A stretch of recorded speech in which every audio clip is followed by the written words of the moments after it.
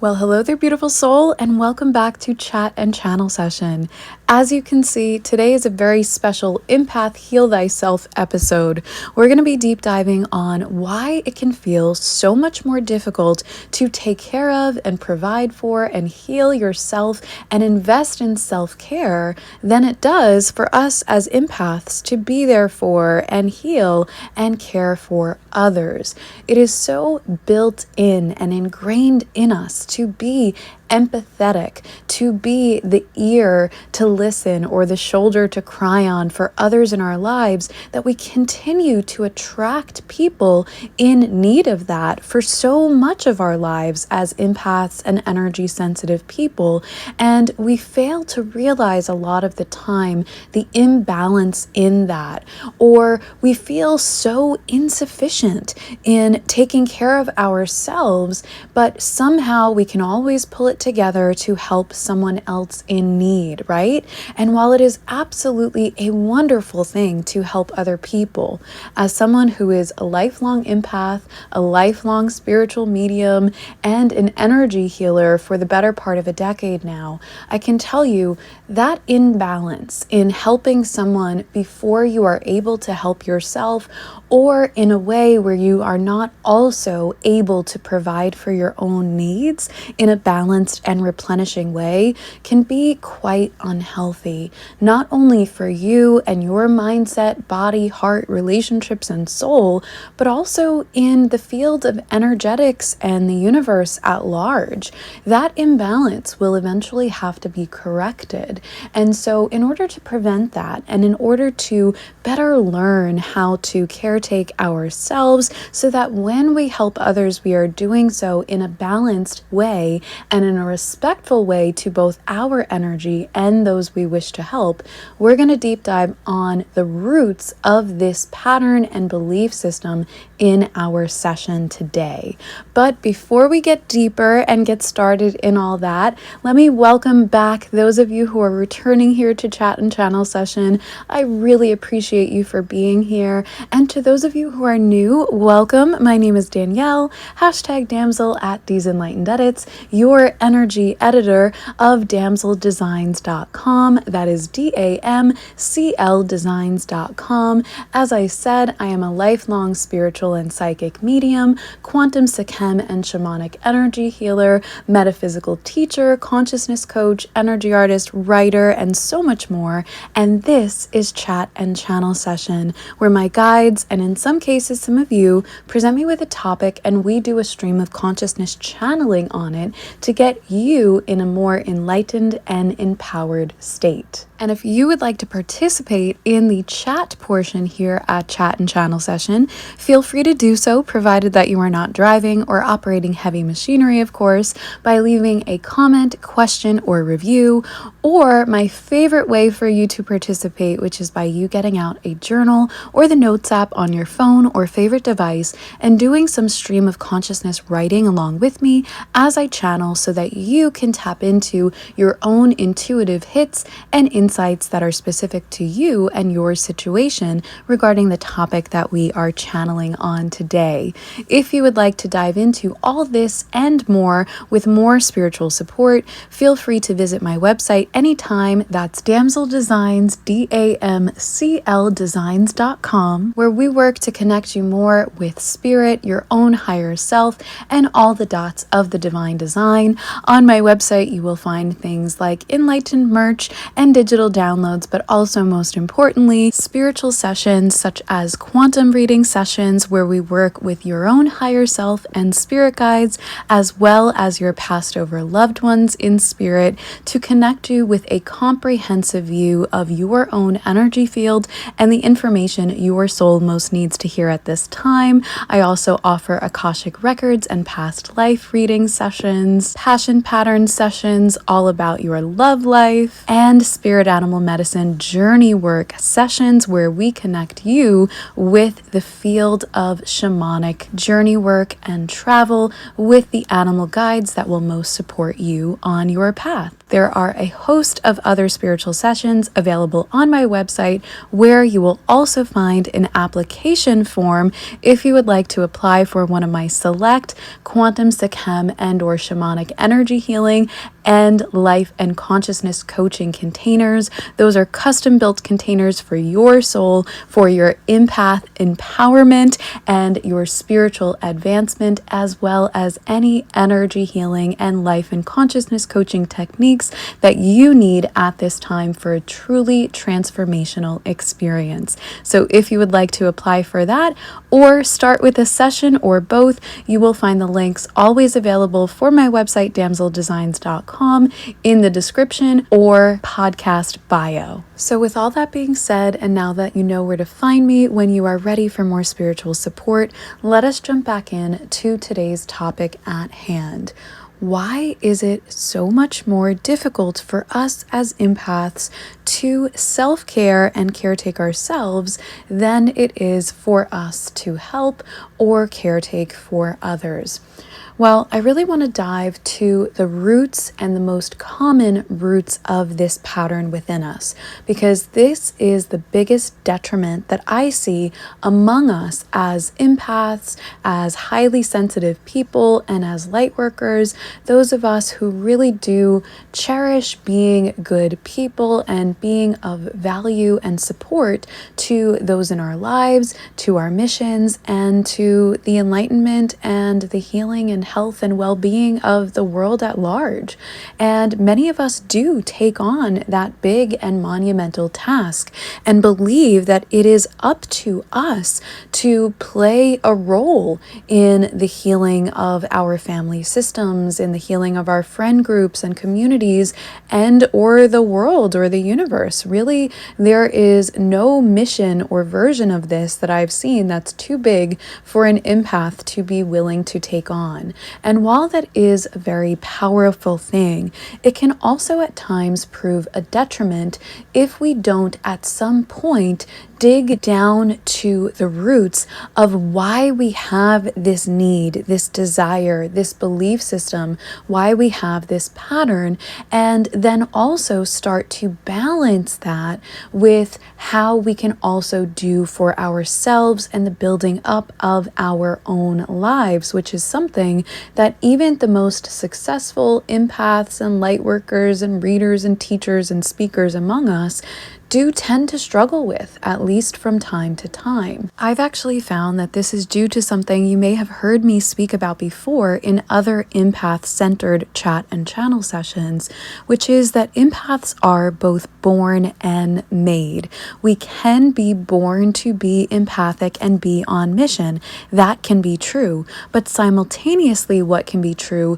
is that we can also be made into empaths or made to be a certain type of empath, most probably a disempowered or wounded empath, at least towards the beginning of our journey, by the way that we grew up. So if we grew up in a life circumstance or with a parent or caregiver who made us feel like we at some point or at many points had to be responsible for their energies, for their emotions, for the chaos in their and our shared life, or had to make ourselves an understanding and supportive and empathetic ear for their struggles, or make ourselves more mature to take the burden or parts of responsibility off of them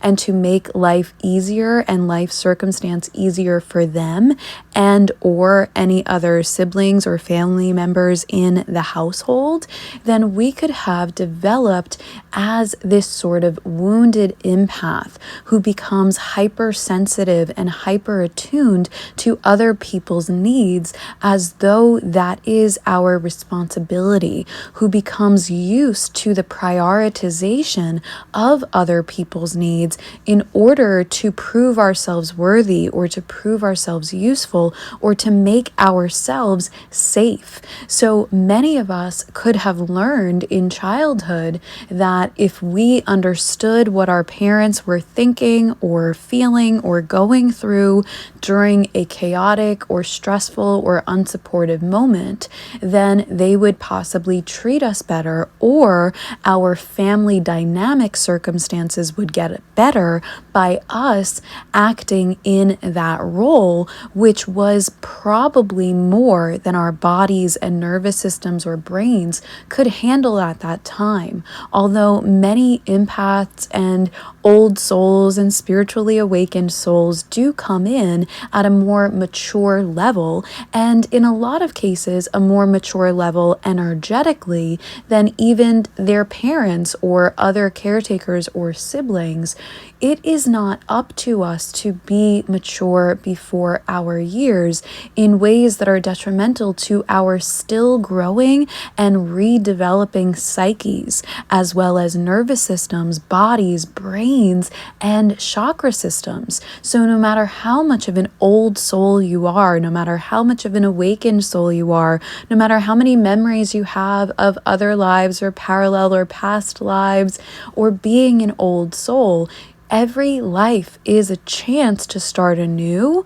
and to build on who you already are, but every life we are supposed to be able to have those moments in childhood where we are redeveloping. It is actually biologically inclined. Our brains don't fully develop until we are 25 years old. Our chakra systems are still developing probably till around at least age 7, in some cases 13, and depends. It can even be longer than that. Our nervous systems are developing, and this will tie into things like epigenetics in terms of how we develop in childhood, how we develop our nervous systems and brains and chakra systems will determine the patterns that our DNA can turn on and off in terms of diseases or environmental or genetic triggers to sickness or even to ancestral karma or trauma, on top of any trauma that we may be incurring in that childhood to begin with. Now, trauma can be anything that overwhelms the nervous system, so it doesn't have to be neglect or abuse like it's most thought of. It could simply be your parent, caretaker, siblings, grandparents, aunts, whoever is most prominent in your life, leaning on you, putting you in situations that are more inclined to adult bodies and brains, and asking you to make up the difference with your energy, with your empowerment, with your empathness, with your enlightenment, whatever, in ways that could be overwhelming to your nervous system. Some very spiritual souls can come in with a mismatch between their energetic level and their physical and still developing level. And if and when this happens, it can be made worse by being in growing up situations which are chaotic, which are unstable, or in which our parents are either absent, not able to be present enough, not able to be consistent, or in extreme circumstances also are abusive, trauma-inducing, neglectful, codependent, or possibly other personality disorders such as narcissism or BPD. In these cases especially, the parent can make it a priority for us to be there for them, especially if parents had children to sort of supplement their own needs, their own unlovedness, or to supplement issues that were going on in life, family, or marriage, which is not to say shame or blame onto anyone who's done that. This is to put the focus back on the child who may have been born into or grown up in those circumstances where at an unconscious level,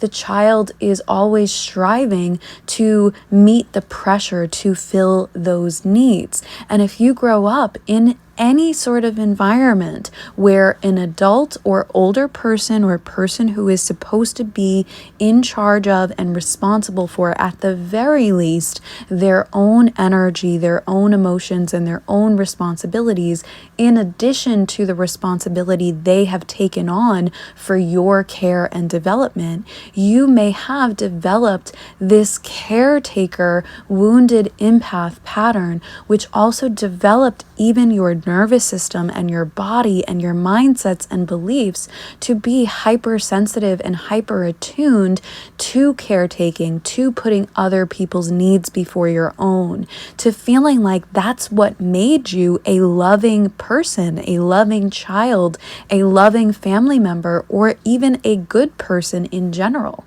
There can be another way of looking at this where if our parents didn't make us feel that for ourselves and make us responsible for them, they could have also led us to believe this by illustrating their own lack of boundaries or their own imbalance in caretaking others. They could have not had or been a very good example of the importance of self-regulation, self-care, self-respect, self-worth, balance in helping and caring for the self and others, etc., which I know is especially common among moms. And if we didn't grow up with an example of this, in addition to if we grow up with the implied notion and belief system that is up to us to help our parents to be good, right, or be mature for our parents, which in essence is them shirking some responsibility onto us, then we can especially become so hypersensitive as wounded empaths. We can flip this switch all the time to be picking up on everybody and everything else's energy in order to try to keep our balance in homeostasis and in order to try to push things back to a positive way of being. If we grow up as the person who is implied to be the fixer, or if we grow up with very difficult life circumstances that our parents don't know how to or don't make effort to fix or make gentler for us, or don't have the ability or means to do that, sometimes we can take on that responsibility. We can take on that fixer, healer, caretaker role, and then we can get stuck in this pattern, in our mindsets, in our belief systems, in our value systems, and in our nervous systems. This is also why we put less implication and importance on self-care, either because it was not illustrated to us or because we were taught that it should not be prioritized over the care of or the needs or wants of others. In other words, we could have been shown that if we didn't do something that we needed to do, or didn't ask for or allow ourselves to receive something that we needed before putting someone else's needs or wants in the family first, then we could have been praised for that, which is incorrect praise. Because although obviously family systems need to learn to balance and prioritize, if we were more often than not pushing back in need or being told that our needs or wants are not as important as the needs or wants as others, this directly impacts our ability to be in a positive sense of self-value, of self-worth, to know and respect our own importance, and to learn the importance of helping others from when we have a full cup rather than an empty cup. This is also where we come to the understanding and the pattern where empaths are always ready to give or show up, right? And we were probably taught that it's a bad thing to say no, and we became people pleasers. There's actually a previous chat and channel session in the backlog section of chat and channel sessions, which is at this time only on my YouTube channel at Enlightened edits in the chat and channel session playlist about stop being a people pleaser and stop the fawn response. Many empaths grow up being taught that it is wrong to say no to anyone for any reason, that we should always make it work. And this is also where people who don't like to and don't want to lie are also taught that if you have to say no, you better have a damn good reason, or you better make one up to show people that their needs and wants are still more valuable than your own, but you have this big, huge thing going on, right? And it is also not uncommon for empaths to actually make or allow themselves to become sick, make or allow on an unconscious level, of course, but they do this because sometimes we need to build in a reason or a worthwhile reason to say no to something that we really don't want to or have the time, space, or energy level to do. And so our bodies jump into defense mechanism mode and make us sick so that we have a worthwhile reason. A lot of the roots of this chat and channel session also dive deep and link back to our previous chat and channel session about the mother wound. And in that session, we go really deep on why people with the mother wound also tend to make themselves sick. So you may want to check that one out as well. It is the direct previous chat and channel session to this, which is available on all streaming platforms. But in any case, no matter why we've developed the wound and the pattern of doing this, we need to understand that this is something that is unhealthy. And not only if it's making us physically ill or sick, right? It is unhealthy because it's not only disrespectful to us and our soul and our body, it is on an energetic level also disrespectful to whoever we are intending to help. Because if we push ourselves to say yes to something that we know is really not right for whatever reason for us to be doing, whether we don't have the health, the energy, the time, the money, whatever it is to make it work and do and help and provide or be there or listen to or for that person. But if we push ourselves into that role, we are doing a detriment and a disservice to us because of our own internal lack of self-worth and value that was taught to us. But we are also on an energetic level disrespecting the other person because we are teaching them that it is never worth it for them to try to find another way, for them to ask spirit or higher power or somebody else or dig deep within their own self and find a way to do and provide that thing that they're asking you for help with in another way or in their own right. This is where we make people codependent or continue the cycle of codependency in others and in ourselves, and where we are actually holding both ourselves and that other back from self-sufficiency, from next levels of spiritual enlightenment or healing, etc. Now, this doesn't mean never help anyone because you're going to mess with their healing or sufficiency or their process, but it does mean use your discernment. Is it appropriate for you to help with that thing at that time? Or is it something that you want to or would actually bring value to doing? Or would it cost you too much at this time? Or is it just not appropriate? And dig deep and speak to those inner child parts of yourself. Inner child healing, something we can also explore if you want to apply for energy healing with me, by the way. But you can talk to your own inner children at any time. Think about the roots of these issues like we've been talking about. How does it hit for you? Or journal about it in this or subsequent listenings. Which people does this remind you of in your life? Which parts of yourself or your life does this make you think back to and access childhood memories? Talk to and identify those wounded inner children and let them know that it was wrong for them to have to go through situations where they were made too responsible at too young of an age, or where they were made to believe that they/you should be responsible for other people's energy and emotions.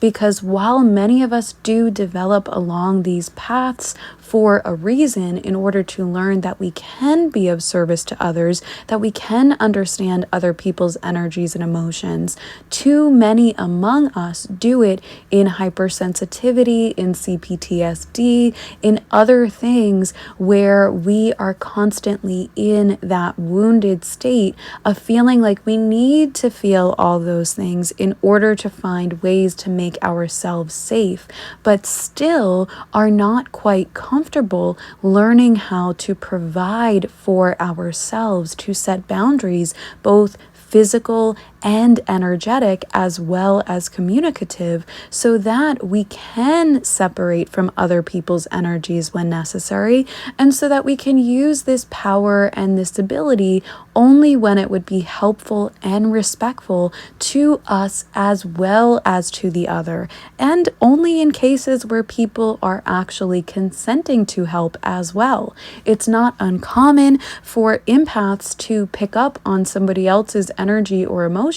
and actually trespass into their space by bringing up what they picked up on in that person without checking first with the person if that's information that they actually want or need or agree to knowing or to discussing at this or any time. And while so many empaths do this to be helpful, it also traces back to the roots that we were taught this is what makes us helpful. This is what makes us valuable. And I promise you, if you are listening to this, there is so much more to you that makes you helpful and valuable than that. You do not need to stoop to the level where you are constantly on some level proving yourself and your worth and your value by showing up for and being intuitive about others in ways which you've not learned to set boundaries yet, or in ways in which you've not already established that you can do so in ways which will be replenishing to yourself and your energy as well.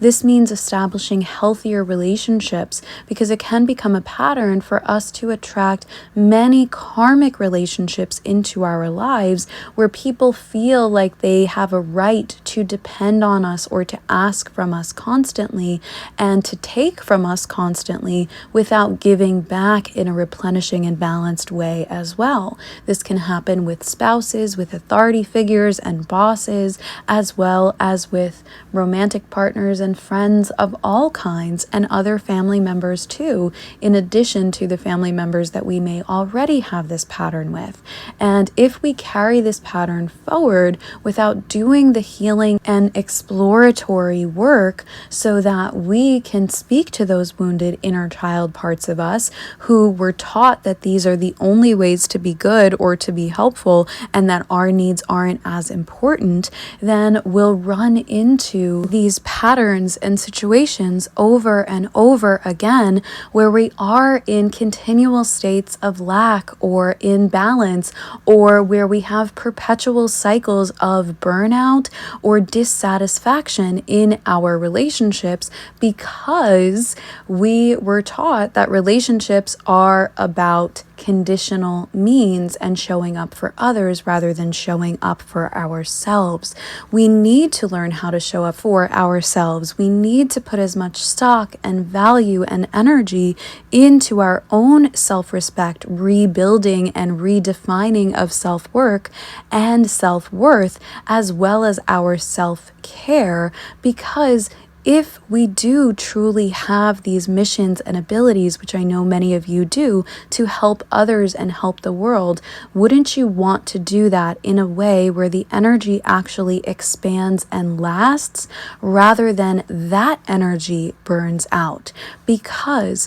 if we are helping others in continual states of burnout, or only in unbalanced or unreplenishing ways, if we haven't set up systems or relationships to refuel ourselves or to allow others that we give to also give to and replenish us, then we can actually be burning out any of that help energy rather than creating it as a positive ripple effect. Because if you help someone who it's really their role and their position and their point in life to learn how to help themselves, or to perhaps engage with someone else who is better suited to help help them at that time. And if you do this from your state of burnout or from your sense of duty in trying to make it work and be all things for all people, then that energy that you believe to be positive is not really going to go past that person. That person may have to redo that energy or redo that lesson at another time or in another way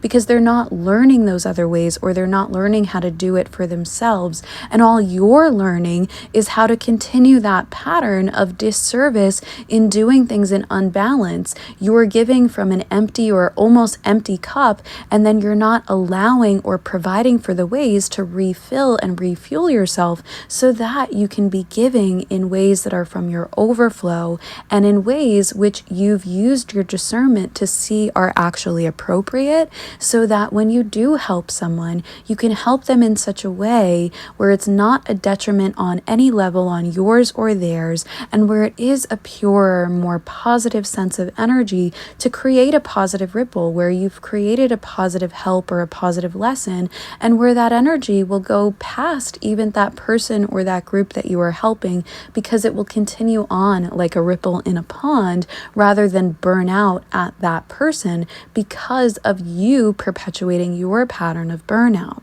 So how do we stop that pattern of burnout? We set up those boundaries. We utilize discernment to see and to be honest with ourselves and as honest as possible with others, whether it is an appropriate time to help, show up, or give. And if it's not, we learn to get comfortable with the process of saying no, or saying not at this time, or not in this way, etc. If you need help with that and with boundaries, I highly recommend the work of Dr. Terry Cole, Cole.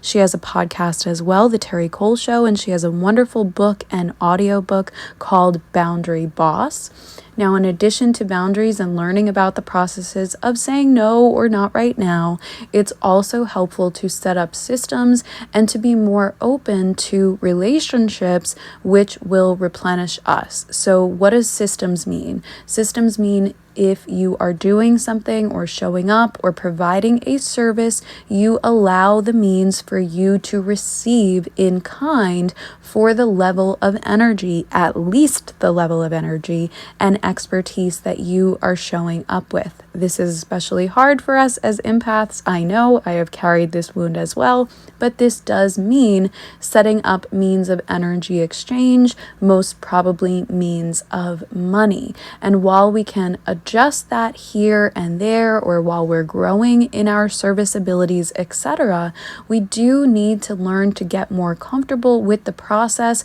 of allowing ourselves to be provided for in energy exchange and balance to the ways and the value that we are providing for others. This will also probably link to your inner child wounds and healing about your worth and your value, and also any wounds or difficulties that you may still have around the fact that even after you did the good thing or the right thing for your parents or siblings or others in your family, you were probably not provided for in an equal or matched or replenishing way. You were given praise and taught that that was the thing to do, but you may not have been replenished in kind when those people had the means to do so. And so we can get used to the fact and the pattern of not being serviced back or replenished back when we've extended ourselves or shown up for others. Now, not that everything has to be conditional, but it should be balanced. And so this means we need to either be able to and have the means to pull back and have the funds, food, time, energy, etc., to be able to fill our cup back on our own, and or we need to allow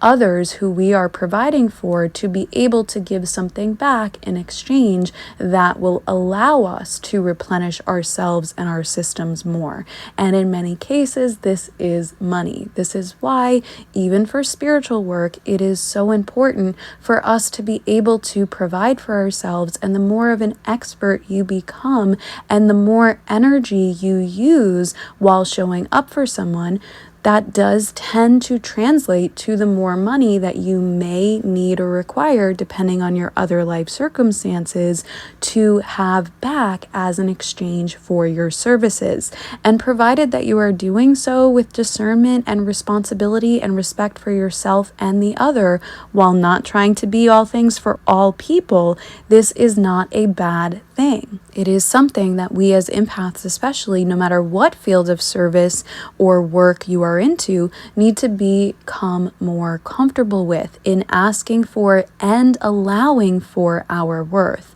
And in my experience as an energy healer, it can be more difficult to do this, whether it is us asking for a raise or asking for our worth if we are setting our own prices, if we have had these difficulties in childhood where we didn't see our parents, most especially our mothers, who are the receivers, doing that, or where we were taught that it's wrong or it makes you not a good person to allow for yourself first or allow for your needs first. Now, we have our own ideas of what is selfish, etc., but being a healthy and provided for person does not make you selfish, because it makes you sustained, it makes you stable, and therefore that sustainability and that stability will translate into how you show up and into the works or services or wisdoms that you can provide. If you notice and actually are willing and unafraid to evaluate the work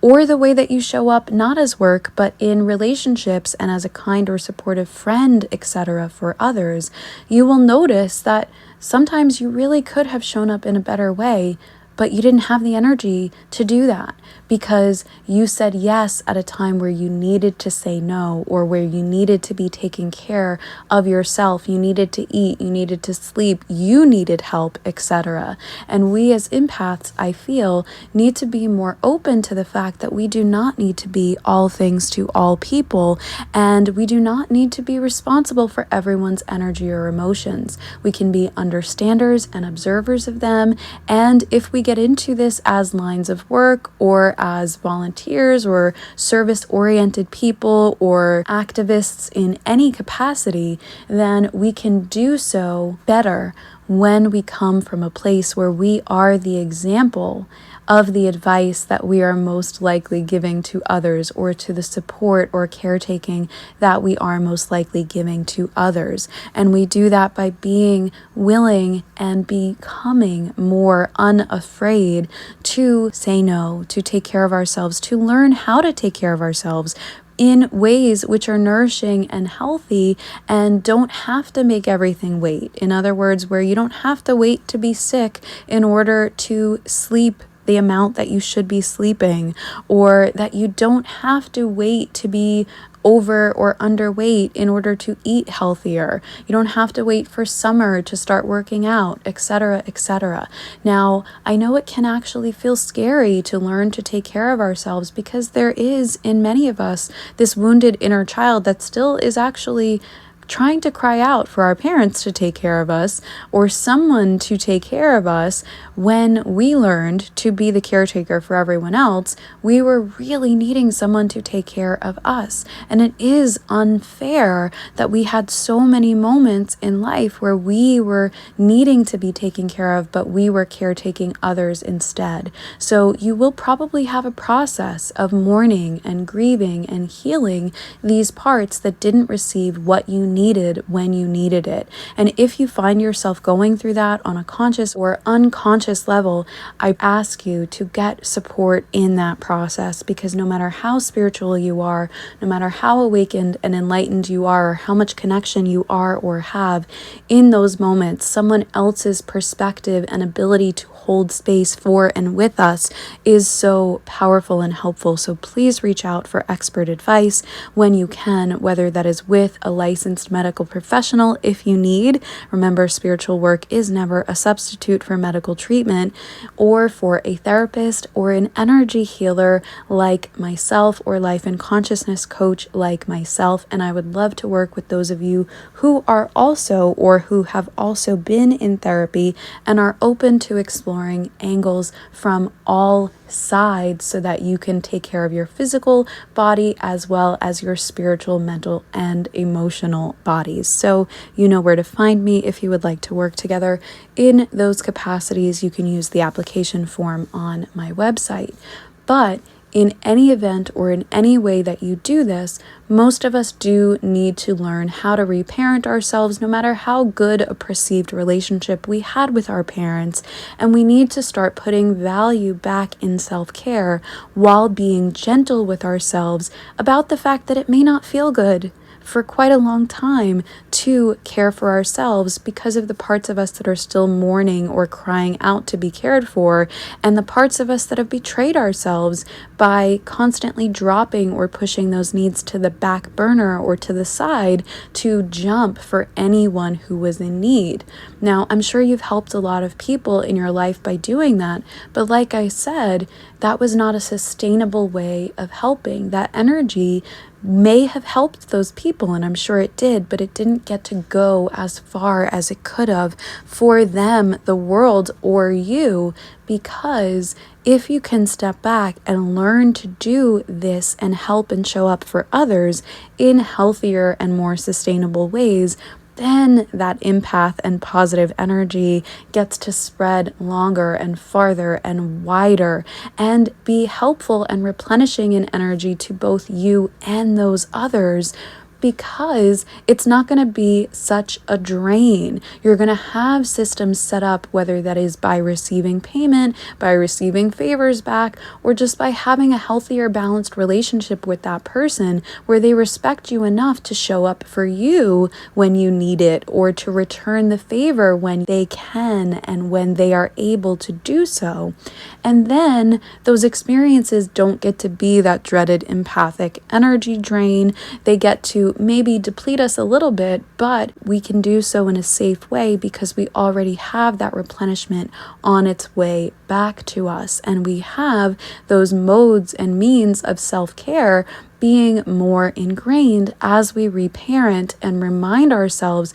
that we are worth self-care, we are worth value beyond how we show up for and help others, and that we are worthy of our time, our space, our sleep, and or the support that we may need. So I hope by listening to this today, you've learned to be kinder and gentler and more understanding with yourself in knowing where the most common roots of these patterns tend to come from and why it probably feels easier and or more worthwhile for you to show up for others than it does for you to show up for yourself, because on some level you were probably taught that it was wrong, but it's not wrong. You just learned or inhabited or took on a belief system that it was wrong or selfish to take care of yourself, or that it was hard to take care of you, right? If you had a parent who was struggling or a family who was struggling and found it difficult to take care of themselves, let alone take care of you, then even if they didn't make you more responsible for other things, you could have learned and taken on this belief that it is difficult to take care of the self, that it's difficult to eat right, sleep right, provide for yourself or your household, etc. And that can make all other kinds of things in life more difficult in terms of how it feels so difficult to earn the money that we need, or to provide for our needs even if and when we have the money, or to brush our teeth, or to brush our hair, or to wash our face, etc. And it could feel draining doing those things, even though those should be replenishing and helpful things for us, because of this belief system we took on that it was difficult for us to be taken care of or for us to take care of ourselves. So I want you to explore all those beliefs and your specific roots of those belief systems, beautiful soul, because I'm sure you will find so much treasure and light in those parts of your shadow. And I am also sure that these answers will allow you to restructure or begin the process of healing and restructuring yourself and your life in such a way where you get to step out of that pattern of being the wounded empath and step more into that pattern of being the empowered empath, the enlightened empath, and the empath who is also replenished as you are worthy of being. With that, I'm going to close this chat and channel session here for today. I encourage you, if this has spoken to you, to hop back to that previous session as well, the one directly previous to this about the mother wound, and to explore previous chat and channel sessions across the streaming platforms, and most especially also through the backlog of over 50 chat and channel sessions that are at this time exclusive to my YouTube channel at These Enlightened Edits in the chat and channel session playlist located there. I hope that you will like this. If you have liked it, save it and bookmark it and come back to it whenever you are in those moments where you need access to this positive healing energy again, or you need to be reminded of the roots of these beliefs, especially when it can feel difficult or uncomfortable as you are working to reset them. And as I said, if you would like help in resetting those beliefs, you're going to want to check out that application form to work with me as an energy healer or life and consciousness coach. I would love to work with more of you in that capacity and see how your empowered empathness wants to shine rather than continue to illustrate itself to you and to the world in that state of perpetual burnout, which I have known all too well. I hope that you will be or become a subscriber or a follower here at Chat and Channel Session so that I could see you next time and more. And if you would like to support free and public works and channeling such as this, you can do so by becoming a Spotify member for extra content, and or by leaving all amounts appreciated energy exchange and donations through www.paypal.me/DSEnlightened edits. That is not necessary, but it is one of the ways that I remain open to receive back for what I put out into the world as well. Whether you can or choose to give in that way or not, it sets an example for you to see the ways that you can become more open to receive for the ways that you give and show up in the world. However you show up in the world, I am sure that it is bringing more light and love to others, and I hope today's session has inspired you to allow and bring more of that to yourself so that you can be even more powerful in your own life experience in an enjoyable way and in the ways that you show up for the world, which I'm very grateful for you doing and for you showing up here today at Chat and Channel Session. I will close the session here and hope to see you next time. Be blessed with love, light, and light codes. Love, Danielle. #damsel at These Enlightened Edits of damseldesigns.com.